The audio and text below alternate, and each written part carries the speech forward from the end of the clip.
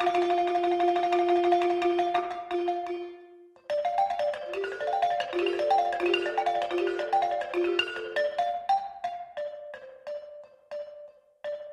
vrai, on nous faisait de la place dans les journaux, à la radio, à la télévision, mais c'est une situation qui pouvait ne pas perdurer. Il nous fallait disposer de notre propre moyen de communication, d'où l'idée de mettre en place un journal. FIPU pour nous était un symbole, le symbole de la prise de parole des femmes. Raison pour laquelle, je pense, l'éditorial a été titré « Et si on la prenait ?» Parce que les femmes, pour l'essentiel, étaient privées de parole. Et cette privation de la parole, aussi bien dans la sphère privée que dans la sphère publique, il fallait la rompre. Et en choisissant FIPU, c'était une manière de prendre la parole, mais aussi une manière de témoigner pour l'histoire. Parce que les écrits restent.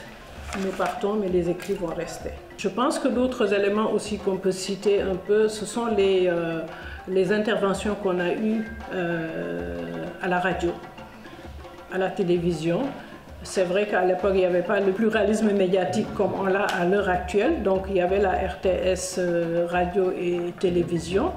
Mais il y avait une situation assez intéressante pour nous, parce que nous sommes allés vers les médias, vers la RTS, mais aussi la RTS avait intérêt à venir vers nous et nous faire intervenir dans ces programmes, parce qu'on lui faisait amener de l'audience. Ça n'a pas été facile de faire inviter Marie-Angélique Savané et de la faire venir sur le plateau d'une émission grande audience après le discours du chef de l'État, les commentaires que les gens faisaient par rapport au sujet évoqué dans le message du chef de l'État.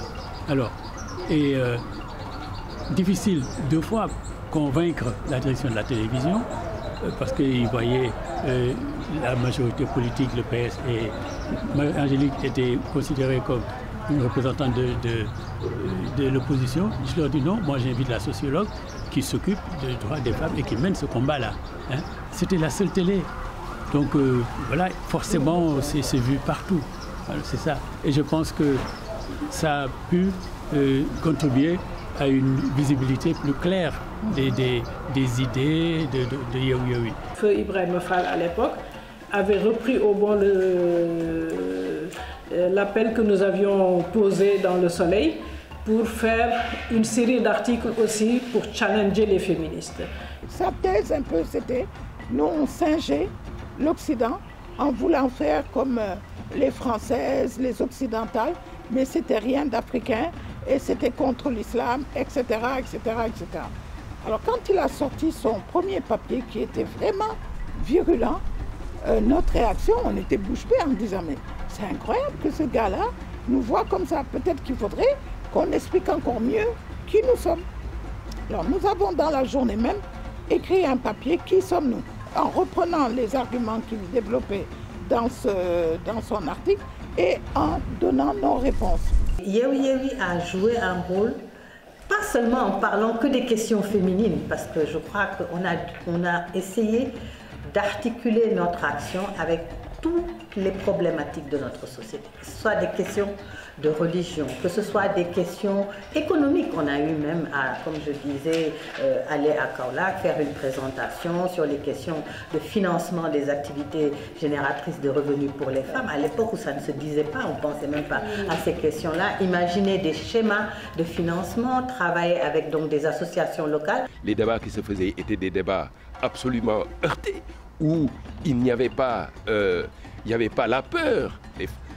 Dans une société où les gens n'avaient pas l'habitude de voir des femmes se ceindre les reins et qui venaient pour s'approprier le discours et proposer un discours autonome, d'accord? Et donc, non seulement autonome, mais un discours qui visait à transformer et à changer l'autre, n'est-ce pas? Changer l'autre en l'amenant à soi, n'est-ce pas? Pour qu'il adhère à son discours et qu'ensemble, nous proposions une nouvelle trajectoire. Je crois que c'est tout ça qui s'est passé et ça a été véritablement un grand mouvement sociétal, effectivement.